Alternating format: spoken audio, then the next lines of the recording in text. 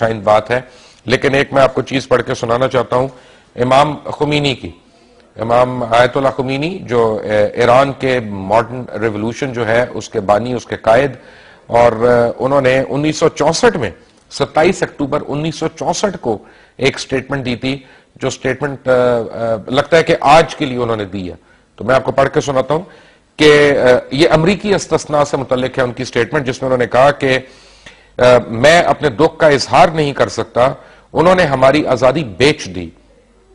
ایرانی قوم کی عظمت کو پاؤں تلے رون دیا گیا، مجلس کے سامنے ایک قانون پیش کیا گیا جس کے مطابق ہم ویانا کنونشن سے تجاوز کر رہے ہیں،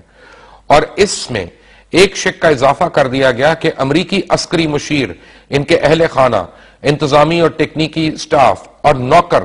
سب کو قانونی استثناء حاصل ہے کہ امریکی بھرے بازار میں کوئی جرم کریں، ایرانی پولیس کو انہیں گرفتار کرنے کا حق حاصل نہیں ہے،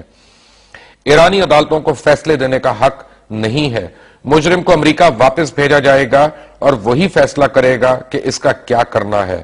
وہ ایرانی لوگوں کو امریکی کتے سے بھی نچلی سطح پر لے آئے ہیں، کوئی کسی امریکی کے کتے کے پیچھے بھاگے تو اس کے خلاف قانونی کارروائی ہوگی، لیکن اگر حتیٰ کہ امریکی باورچی سربراہ مملکت کے پیچھے یا شاہ کے پیچھے بھاگے تو کسی کو مداخلت کی اجازت نہیں ہوگی۔ امام خمینی نے 27 اکتوبر 1964 کو یہ بات کہی، مجھے بالکل لگ رہا ہے کہ جیسے وہ آج کے دنوں میں یہ بات کہی گئی ہے۔ میرے پاس راولپنڈی سے جوائن کر